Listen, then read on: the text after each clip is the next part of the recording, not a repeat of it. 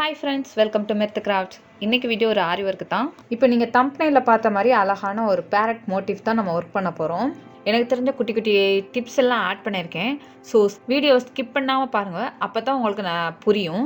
ஆரி stitch நம்ம கற்றுக்கிட்டாலும் நம்ம motif நிறையா போட்டு பழகணும். ஸோ ஏன் அது மாதிரி சொல்கிறேன்னா, நம்ம மோட்டிஃபில் போடும்போது தான் ஸ்டிச்சிங் வந்து எந்தெந்த இடத்துல எந்த ஸ்டிச் போடலான்னு ஒரு ஐடியாவும் கிடைக்கும். அந்த ஸ்டிச் வந்து நம்ம ப்ராக்டிஸ் பண்ண மாதிரியும் இருக்கும். ப்ளஸ் நம்ம ஒர்க்கிங் ஸ்பீடும் நல்லா ஏறும் உங்களுக்கு. இந்த பேரட்டில் நான் என்ன ஹைலைட்டாக கொண்டு வந்திருக்கேன்னா, ஜர்தோசியும் த்ரெட்டும் கலந்து ஒர்க் பண்ணியிருக்கேன். நம்ம ஆரி ஒர்க்கு கற்றுக்கிட்டாலும் ப்ராக்டிஸ் பண்ணால் மட்டும்தான் நம்மளை இம்ப்ரூவ் பண்ண முடியும். ஸோ நீங்கள் நல்லா இது மாதிரி ஒரு குட்டி குட்டி மோட்டிஃபாக நீங்கள் ட்ரை பண்ணிங்கனாலே உங்களுக்கு ஒரு நல்ல கான்ஃபிடென்ட் வரும். நீங்கள் நல்லா ஒர்க் பண்ணலாம். இந்த மாதிரி சின்ன சின்ன மோட்டிஃபில் போட்டு பழகுங்க. ஸோ வீடியோக்குள்ளே போகிறதுக்கு முன்னாடி நம்ம சேனலில் aari work, jewellery making and craft ஒர்க்லாம் நான் போடுறேன். நம்ம சேனல் பிடிச்சிருக்கவங்க மறக்காமல் சப்ஸ்கிரைப் பண்ணிக்கோங்க. பக்கத்தில் இருக்க பெல் ஐக்கனையும் கிளிக் பண்ணிக்கோங்க. இப்போ வாங்க வீடியோக்குள்ளே போகலாம். ஃபஸ்ட்டு பேரட்டோட டெய்லில் ஒர்க் பண்ண போகிறேன். இதுக்கு சாட்டின் ஸ்டிச் தான் யூஸ் பண்ண போகிறேன். இந்த வீடியோவில் உங்களுக்கு கிளியராக தெரியும். ஸோ நான் கீழே வந்து அடியில் வந்து த்ரெட்டை வந்து நல்லா நீடியில் ரொட்டேட் பண்ணுறது உங்களுக்கு நல்லா கிளியராக தெரியும். இதுக்கு முன்னாடி வீடியோவில் நான் வந்து ஏற்கனவே பேசிக் செயின் ஸ்டிச் நான் எப்படி ஒர்க் பண்ணுறது அப்படிங்கிற வீடியோவும் நான் அப்லோட் பண்ணியிருக்கேன். அதோட லிங்க்கை நான் டிஸ்கிரிப்ஷனில் நான் கொடுக்குறேன், பாருங்கள். ஸோ அப்போ தான் அந்த பேசிக்கோட ஸ்டிச் எப்படின்னு உங்களுக்கு தெரியும். அந்த பேசிக் கற்றுக்கிட்டால் மட்டும்தான் மற்ற எல்லா ஸ்டிச்சுமே நம்ம கற்றுக்க முடியும். டார்க்கான பேரட் க்ரீன் கலர் நான் சில்க் த்ரெட் எடுத்திருக்கேன். வீடியோவில் சரியாக கலர் தெரியல, பட் நல்ல டார்க்கான பேரட் க்ரீன் கலர் நல்லாயிருக்கும். இதே மாதிரி தான் மற்ற டைல்லையும் நம்ம ஒர்க் பண்ணணும்.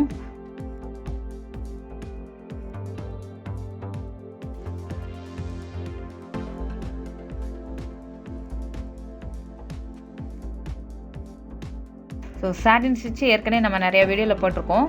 நல்லா கிராஸாக ஒர்க் பண்ணணும். ஸோ ஒவ்வொரு கிராஸ் பண்ணும்போதும் நம்ம வந்து லாக் கம்பல்சரியாக பண்ணணும். லாக்குங்கிறது குட்டி செயின் தான் நான் சொல்கிறேன். ஸோ கீழே கொண்டு வரும்போது அந்த கீழே கொண்டு வந்து ஒரு செயின் போட்டு அதுக்கு ஒரு லாக்கு கொடுக்கணும். அப்படியே மேலே கொண்டு போய் அங்கேயும் ஒரு லாக்கு கொடுக்கணும். ஸோ இதே மாதிரி ஃபில் ஒர்க்கு தான். ஒவ்வொருத்தவங்க இதோட அவுட்லைன் நம்ம முதலேயும் ஜரியில் ஒர்க் பண்ணிவிட்டு அதுக்கப்புறம் தான் சில்க் த்ரெட்டால் உள்ளே ஒர்க் பண்ணுவாங்க. எனக்கு வந்து இதுதான் கம்ஃபர்டபுளாக இருக்கும். ஸோ முன்னாடியே நான் ஒர்க் பண்ணிவிட்டு அதுக்கப்புறம் லாஸ்ட்டில் தான் நான் வந்து அவுட்லைன் நான் கொடுப்பேன். அப்போ தான் எனக்கு ஃபினிஷிங் வந்து பர்ஃபெக்டாக இருக்கிற மாதிரி எனக்கு ஒரு ஃபீல் இருக்கும். இப்போ டெயில் போர்ஷன் ஃபுல்லாக முடிஞ்சிச்சு. இப்போ ஹெட் போர்ஷனுக்கு நான் பண்ணுறேன். இதுக்கும் நான் சில்க் த்ரெட் தான் யூஸ் பண்ண போகிறேன். இந்த இடத்துக்கு செயின் ஃபில்லிங் ஒர்க் பண்ண போகிறேன். இந்த பேரட்டோட ஹெட்டில் வந்து ஐ இருக்குது. ஸோ பேரட்டோட ஐயை மட்டும் விட்டுட்டு மீதி எல்லா இடத்துலையுமே செயின் ஃபில் பண்ணணும். இந்த மாதிரி சின்ன சின்ன இடத்துல சில்க் த்ரெட்டை ஒர்க் பண்ணி பார்த்தோம்னா ஸோ நம்மளுக்கு சில்க் த்ரெட்டோட ஃப்ளோயிங் நம்மளுக்கு கன்டினியூஸாக கிடைக்கும். ஸோ இதை நல்லா ப்ராக்டிஸ் பண்ணிக்கோங்க. இந்த மாதிரி இடத்துலையே நல்லா ப்ராக்டிஸ் பண்ணிட்டீங்கன்னா தான் உங்களுக்கு எண்டு வரைக்குமே அந்த சில்க் த்ரெட்டு எந்த ப்ராப்ளம் இல்லாமல் வரும். ஜரியில் ஒர்க் பண்ணுறதுக்கும் சில்கில் ஒர்க் பண்ணுறதுக்கும் நல்ல டிஃப்ரெண்ட் இருக்கும். நீங்கள் வந்து ஜரியிலே பழகிட்டு அதுக்கப்புறம் திடீர்னு சில்கில் பழகும்போது உங்களுக்கு வராது. இந்த மாதிரி குட்டி குட்டி இடத்துல நம்ம ப்ராக்டிஸ் பண்ணோம்னா ஜரி மாதிரியும் இதுவும் சில்க்கும் நல்லா கன்டினியூஸாக வரும்.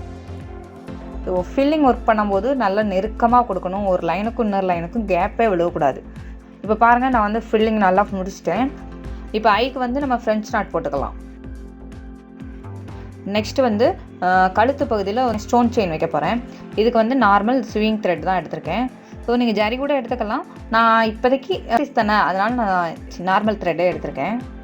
ஒரு ஸ்டோனுக்கும் இன்னும் ஸ்டோனுக்கும் இடையில வந்து த்ரெட் எடுத்து அதில் லாக் பண்ணிவிட்டு ஸோ அடுத்த ஸ்டோனுக்கு கொண்டு போகிறேன். இது வந்து நான் யூஸ் பண்ணுறது வந்து பட்டன் கோல் ஸ்டிச்சு லாக் கொடுத்துருக்கேன். ஏற்கனவே நம்ம ஒரு பீகாக் டிசைன் நம்ம இந்த வீடியோ பண்ணியிருக்கோம். அதுலேயும் நான் வந்து ஹெட் போர்ஷனுக்கு வந்து இது மாதிரி ஃபில்லிங் ஒர்க் தான் பண்ணியிருக்கேன். ஸோ அதோட வீடியோவை நான் கீழே டிஸ்கிரிப்ஷனில் கொடுக்குறேன், பாருங்கள். இது முடிஞ்சு நெக்ஸ்ட் வந்து இந்த இடம் ஃபுல்லாகவே நான் ஃப்ரெஞ்ச் நாட் ஃபில்லிங் பண்ண போகிறேன்.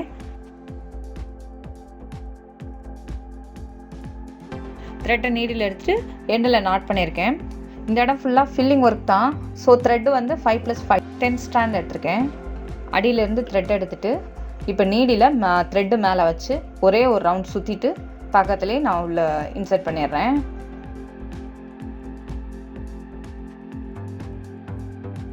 மெதுவாக கீழே எடுத்துகிட்டு லாஸ்ட்டில் வந்து டைட் பண்ணிக்கணும். ஸோ ஃப்ரெஞ்ச் நாட் நம்மளுக்கு விழுந்துருச்சு. ஸோ இதே மாதிரி தான் அந்த போர்ஷன் ஃபுல்லாகவே நம்ம ஃப்ரெஞ்ச் நாட் போட்டே ஃபில் பண்ண போகிறோம். இதுக்கு முன்னாடி வீடியோவில் நம்ம ஃப்ரெஞ்ச் நாட் வந்து அங்கங்கே யூஸ் பண்ணியிருப்போம். இப்போ இந்த இடத்துல வந்து நான் வந்து ஃப்ரெஞ்ச் நாட் வந்து ஒரே இடத்துல பல்காக கொடுக்குறேன். ஃபில்லிங் மாதிரி ஒர்க் பண்ணுறேன். இந்த மாதிரி ஃப்ரெஞ்ச் நாட்டுக்கு த்ரெட் எடுக்கும்போது ரொம்ப லாங்காக எடுக்காதீங்க. ஸோ ஷார்ட்டாக எடுத்துகிட்டு ஒர்க் பண்ணிவிட்டு கூட நீங்கள் மறுபடியும் த்ரெட் எடுத்துக்கலாம். ஸோ ரொம்ப லாங்காக எடுத்துகிட்டு நம்ம ஃப்ரெஞ்ச் நாட் போட்டோம்னா நல்லா சிக்கல் விடுவோம். நம்மளால் ஒர்க் பண்ண முடியாது. நம்ம கைக்கு வந்து ரொம்ப கன்வீனியன்ட்டே இருக்காது. ஸோ அதனால் நம்ம கொஞ்சம் சின்னதாக கொஞ்சமாக எடுத்து ப்ராக்டிஸ் பண்ணுங்கள். இப்படி ப்ராக்டிஸ் பண்ணால் நம்மளுக்கு சீக்கிரமாகவும் ஒர்க் முடிஞ்சிடும். இந்த மாதிரி ஃபில்லிங்குக்கு வந்து ஒர்க் பண்ணும்போது நம்ம எத்தனை ஸ்ட்ராண்ட் எடுத்துக்கணும் அப்படிங்கிறது உங்களுக்கு நிறைய கன்ஃபியூஸ் ஆகும். இது வந்து ஒரு பிரச்சனை இல்லை. ஸோ நம்ம இடத்துக்கு தகுந்த மாதிரி தான் எடுக்க போகிறோம். இப்போ நான் சின்ன இடத்துல ஃபில்லிங் ஒர்க்குக்காக எடுக்க போகிறேன். இதில் பெருசாக போட்டால் அசிங்கமாக இருக்கும். ஸோ குட்டியாக போட்டால் தான் நல்லாயிருக்கும். அப்போ இதுக்கு வந்து 4+4 இல்லைன்னா 5+5 இந்த அளவுக்கு தான் எடுத்துக்கணும். ஸோ ஒரு ஐ ஒர்க் பண்ண போகிறோம்னா 7, 8 அந்த மாதிரி எடுத்துக்கலாம். இன்னொரு மெயின் பாயிண்ட் என்னென்னா, நம்ம ஃப்ரெஞ்ச் நாட் போடும்போது நம்ம நார்மல் கையில் வச்சு போடுறத விட ஸ்டாண்டு வச்சு போட்டோம்னா நம்மளுக்கு ஈஸியாக வேகமாக வேலைய முடியும். ஸ்டாண்டில் ஒர்க் பண்ணிங்கன்னா கொஞ்சம் கம்ஃபர்டபுளாக இருக்கும் உங்களுக்கு.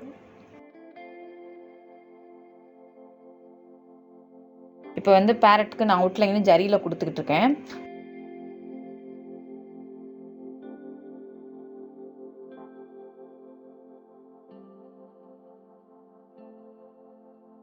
ஃப்ரெஞ்ச் நாட்டுக்கிட்ட நம்ம ஒர்க் பண்ணும்போது எம்போஸ்டாக கட்டினா ஒரு சுகர் பீட் ஒர்க் கூட பண்ணிக்கலாம் நீங்கள். ஸோ இது ஆப்ஷனல் தான். ஸோ உங்களுக்கு எது விருப்பமோ அது மாதிரி நீங்கள் ஒர்க் பண்ணிக்கோங்க. இந்த இடத்துக்கு வந்து நான் வந்து ஜர்தோசி ஒர்க் பண்ண போகிறேன்.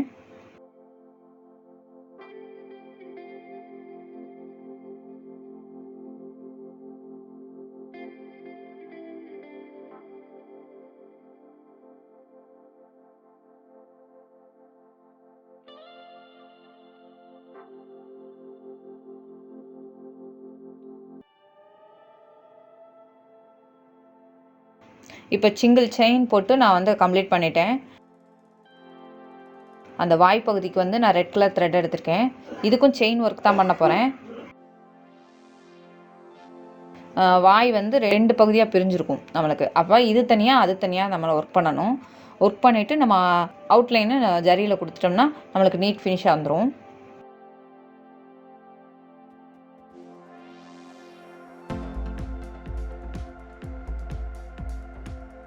பேரட்டோட ஐக்கு ஃப்ரெஞ்ச் நாட் போட போகிறோம். அதே மாதிரி தான் நான் த்ரெட் எடுத்திருக்கேன். 7+7 14 த்ரெட் எடுத்திருக்கேன்.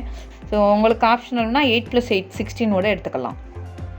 ஐக்கு வந்து நீங்கள் ஃப்ரெஞ்ச் நாட் போடலாம், இல்லைன்னா ஸ்டோன் ஒட்டலாம், இல்லை சக்கரியில் வச்சுட்டு ஜர்கான் ஸ்டோன் வைக்கலாம்.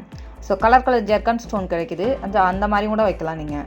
இப்போ நம்ம வாய் பகுதிக்கு எப்படி பண்ணமோ அதே மாதிரி தான் நான் இப்போ காலுக்கும் நான் பண்ணியிருக்கேன். காலுக்கு வந்து செயின் ஃபில்லிங் தான். ஸோ அதே மாதிரி பண்ணி அதுக்கும் அவுட்லைன் நான் கொடுத்துட்டேன். இதுக்கு வந்து பிளைன் ஜர்தோசி எடுத்திருக்கேன். இதே மாதிரி குட்டி பீஸாக கட் பண்ணிக்கோங்க. ஜர்தோசி ஒர்க்குக்கு நான் நார்மல் ஸ்விங் த்ரெட் எடுத்திருக்கேன். இதுக்கு ஜர்தோசி நீடில் எடுத்திருக்கேன். இது சேம் அந்த பீட் நீடில் மாதிரி தான் இருக்கும்.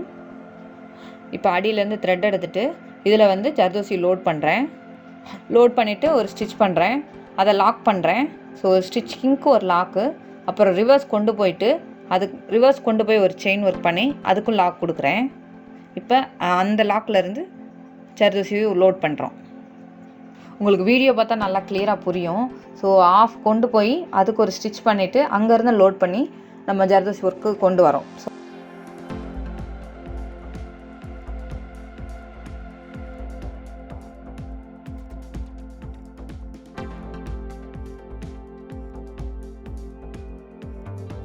இது நல்ல ட்விஸ்ட் மாதிரி வரும். இந்த ஸ்டிச் பேர் ஜர்தோசி ரோப் ஸ்டிச். இந்த ஸ்டிச்சுக்கு ஜர்தோசி வந்து ஒரே சேம் சைஸாக இருந்தால் தான் நம்மளுக்கு நீட்டாக கிடைக்கும். ஸோ முடிஞ்ச அளவுக்கு குட்டி பீஸாக தான் கட் பண்ணுறோம். ஒரே சைஸில் கட் பண்ணிக்கோங்க.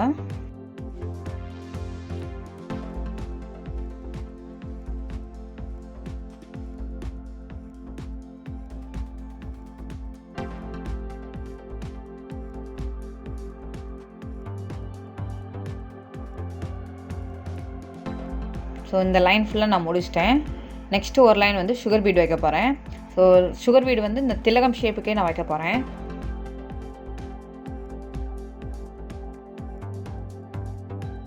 திலகம் ஷேப்னால் நான் வந்து 2 பீடாகவே வைக்கிறேன். ஸோ இந்த மாதிரி இடத்துல நான் 2 வைப்பேன். கோவான இடத்துல ஒன்றா ஸ்டிச் பண்ணிக்குவேன். நம்ம 1 பண்ணுறதுனாலும் சரி 2 பண்ணுறதுனாலும் சரி நம்ம பீடு வந்து நல்லா நெருக்கமாக வைக்கணும். அப்போ தான் நீட்டாக கிடைக்கும் நம்மளுக்கு.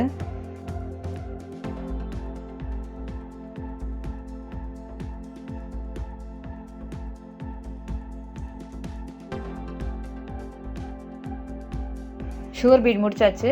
நெக்ஸ்ட் வந்து ஒரு ஸ்டோன் செயின் வைக்கிறேன். ஏற்கனவே நம்ம கழுத்து பகுதியில் பண்ணோம்ல அதே பட்டன் ஹோல் ஸ்டிச் தான் இதுக்கும் யூஸ் பண்ண போகிறேன். இதில் ஒரு சின்ன சேஞ்ச் என்னென்னா சில்க் த்ரெட்டில் யூஸ் பண்ணுறேன். நார்மலாக இந்த ஸ்டிச்சு போட்டால் நம்ம வந்து ஜரி த்ரெட்லேயே யூஸ் பண்ணிக்கலாம். ஸோ எனக்கு வந்து கொஞ்சம் ரெட் கலர் தெரியணும் அப்படின்காக நான் சில்க் த்ரெட்டில் யூஸ் பண்ணுறேன். இது வந்து சின்ன க்ரியேட்டிவிட்டி தான். உங்களுக்கு எது கன்வீனியண்ட்டாக இருக்கோ அதிலே நீங்கள் ஒர்க் பண்ணலாம். சின்ன டிஃப்ரெண்ட்டாக இருக்கட்டுமே தான் நான் சில்க் த்ரெட்டில் இதை ஒர்க் பண்ணி காட்டுறேன் உங்களுக்கு. ப்ளவுஸோட நெக்குக்கு பண்ணுறேன்னா 2 ஸ்டோனுக்கு ஒரு ஸ்டிச் ஒர்க் பண்ணுவேன். இது வந்து ஒரு சின்ன இடம், நம்மளுக்கு எல்லா இடத்துலையுமே அந்த ரெட் கலர் தெரியணும் அப்படின்காக ஒவ்வொரு ஸ்டோனுக்குமே நான் வந்து அந்த ஸ்டிச் ஒர்க் பண்ணியிருக்கேன். இந்த இடத்துலேருந்து த்ரெட் எடுக்கிறேன். இதில் ஜர்தோசியை இன்சர்ட் பண்ணிவிட்டு ஸ்டிச் பண்ணுறேன். நேராக ஸ்டிச் பண்ணுறேன். பக்கத்தில் ஒரு லாக்கு கொடுத்துட்டு சைடில் கொண்டு போகிறேன் த்ரெட்டை. அங்கே ஒரு லாக்கு கொடுக்குறேன். மறுபடியும் ஒரு ஜர்தோசி லோட் பண்ணி ஸ்டிச் பண்ணணும். லீஃப் மாதிரி சென்டரில் ஜர்தோசி ஸ்டிச் பண்ணணும். இந்த ஸ்டிச்லேயும் லாக் வந்து ரொம்ப கம்பல்சரி, எல்லா இடத்துலையுமே வரும். ஸோ இதே மாதிரி அந்த சைடும் கொண்டு போயிடுறேன்.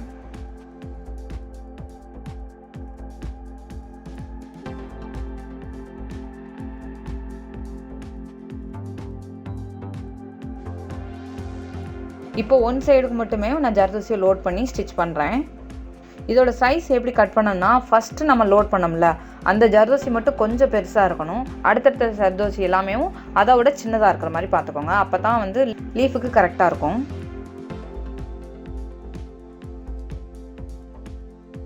நடுவில் ஒரு திலகம் ஷேப்புக்கு நம்ம கேப் விட்டுட்டு மீதி இடத்துல பூராமையும் நம்ம ஜர்தோசி ஒர்க் பண்ண போகிறோம்.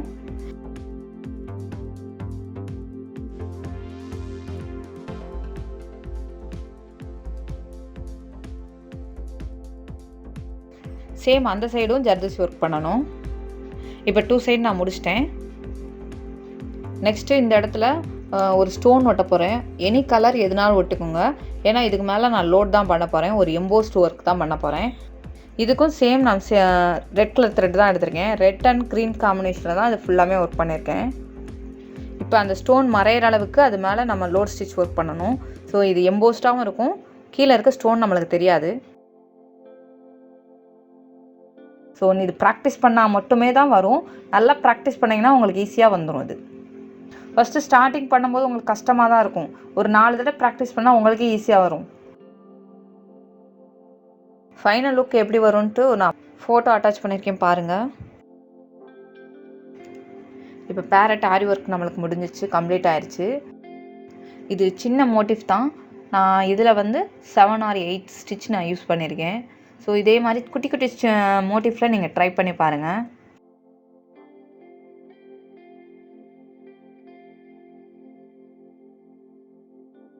இந்த வீடியோ பிடிச்சிருந்தால் லைக் பண்ணி ஷேர் பண்ணுங்கள். Thank you friends. தேங்க்யூ ஃபார் வாட்சிங்.